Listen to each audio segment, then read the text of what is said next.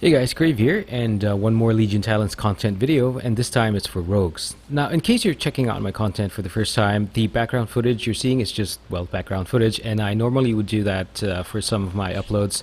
So this one's for the background footage now is Divinity Original Sin Enhanced Ed, and I just couldn't pass it up since it was on sale on Steam recently. Now, anyway, this content will focus on the newish Outlaw spec for rogues. So I think I mentioned in my Arms Talent video that this would be the last one, but yeah, expect one more since it's, well, really, in Legion, a number of specs are looking really awesome.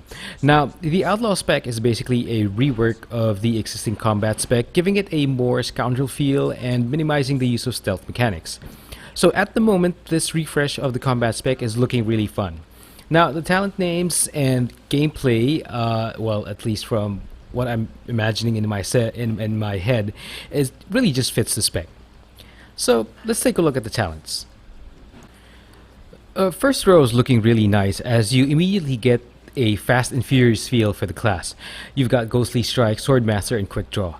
Now, Ghostly is a special attack that grants a combo point and places a debuff on your target to take additional damage from your abilities. Now, Swordmaster gives a 15% chance to proc an additional Saber Slash. So take note that Saber Slash is already basically an amazing ability with an amazing mechanic by itself, where it has 35% chance to hit a second time, grant a combo point, and can make another ability called Pistol Shot free. Now, I don't know whether the Swordmaster talent considers the innate mechanic of Saber Slash, but if it does, that's a bunch of numbers you'll be seeing. Now, the last pick, Quick Draw, simply buffs the Pistol Shot proc from Saber Slash by making it award one more combo point and deal an extra 50% damage. Now, Pistol Shot is already a good ability in that its range has a snare effect and gives you one combo point. It's really another flurry of damage numbers. Now, the first tier is already looking like a very fun row. So Swordmaster and Quick Draw look really good just for the fun aspect. Tier 2 is another tier that looks really good. Grappling Hook is a flexible mobility skill where you launch a hook at a specified location and pull yourself there. Not being tied down to an actual target is really a big thing as opposed to, let's say, a warrior's charge mechanic.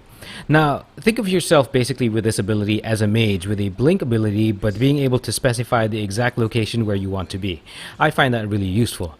Now, acrobatic strikes may not seem as exciting, but extending melee attack range is a huge deal. So this basically allows you to better position yourself, maybe just right there, right outside of an, I don't know, an AoE effect in a raid environment, and still being able to hit your target. Now, being able to distance yourself from other melee classes in PvP and sort of can basically disorient opponents if you can specially take advantage of that minor increase in attackable space. Now, the last pick is another good mobility skill, which gives you a flat move speed boost of 15%.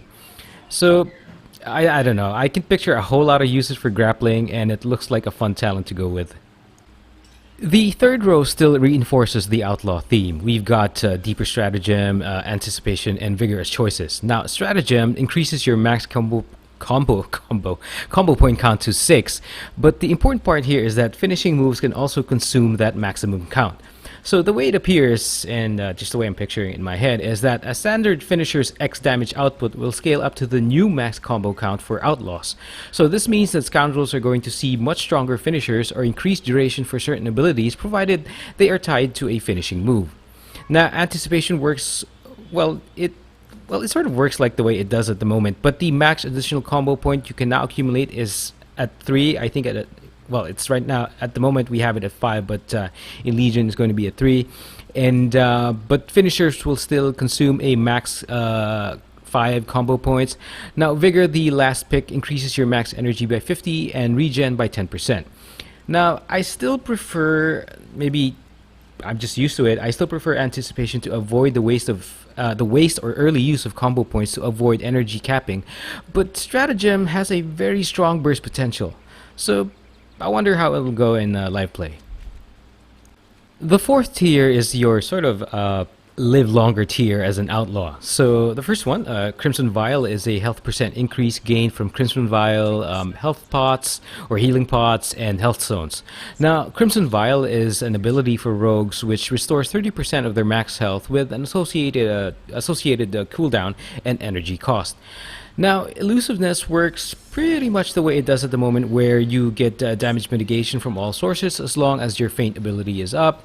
And for the last pick, the only change for Cheat Death is the extended cooldown from 90 seconds to 2 minutes. Now, well, when I'm thinking about it, Cheat Death is still pretty much like the go-to option for surviving otherwise instant kill raid mechanics, or if you happen to be unable to get out of certain situations. Now, I'm interested in Crimson to see how it works, but the thing about that is it's not preventive in nature, unlike Cheat Death. So Tier 5 is not really very exciting in terms of newness, but there are some good abilities here nonetheless. So you've got Parley, Prey on the Weak, and Dirty Tricks as options. Now, while Parley has a cool sounding name, it's simply a pacify effect for 1 minute on a single target. Now, the other options, Prey on the Weak and Dirty Tricks, are still pretty much the same in Legion, so really no changes for those two options. And like I said, not a whole lot of new things going on in this tier, except for that Parley talent, and then again the effect is pretty much nothing new.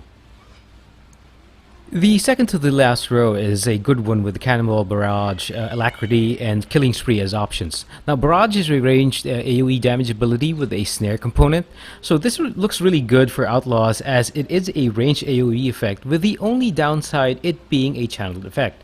Now, the second pick enforces the flurry nature of Outlaw attack. You get a 20% chance per combo point to gain 1% haste from finishing moves for 20 seconds. And get this, it can stack up to 25 times, so assuming nothing goes wrong, you can gain 25% haste from constant finishers with this talent. Now, Killing Spree is pretty much the same ability, but I did notice one change when comparing the two versions of the ability from Legion to Warlords. And that's the loss of immunity to roots and snares. So this could be missing text or intended, and we'll only find out as the months go by or when the expansion launches. Now, the first two picks look really nice options, but I don't know, Killing Spree is Killing Spree, and I guess damage numbers from live play will be needed to check on which of the three is basically the best option or a better option. The final tier doesn't have too many new options, so you've got Roll the Bones, Marked for Death, and Death from Above. Now, Roll with the Bones is... damn it. Roll the Bones is strange. It's strange because it's based on luck, and it's basically a finisher that gives you a random combat enhancement for a limited time, and that time will depend on the amount of combo points you put in. So I'm guessing it's a strong buff given that it's a final tier talent. I mean, it had better be a strong buff and not some mediocre buff. Now, Marked for Death and Death from Above remain relatively the same, with the only difference I noticed is the use of run through for Death from Above.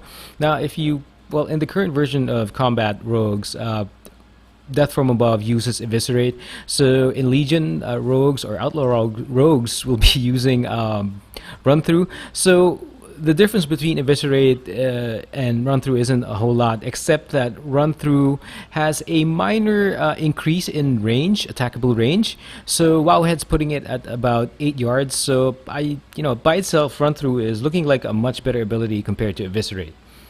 Now, just like I mentioned it, just like Tier 5, the final tier is not all too exciting, but Roll the Bones is a pretty curious talent. I'm guessing a huge boost to maybe some secondary stat is, a possible buff that you can get from this. And those are the current options Outlaws will have in Legion. So with the exception of the two tiers I mentioned, the other 5 rows are really refreshing things to see. I mean, the lawless idea for the spec is very much enforced by the talent choices we're seeing, with the talent choices I've shown you. And just like Survival Hunters, we can see a lot of effort being put into putting more identity into this particular part of the class, although it's not a very big change since there is no real change in the attack orientation as opposed to Hunters switching from range to melee for SV. Now, In terms of the next upload, there should be one more of these Legion talent uploads. I'm just trying to decide which tanking tree I want to focus on.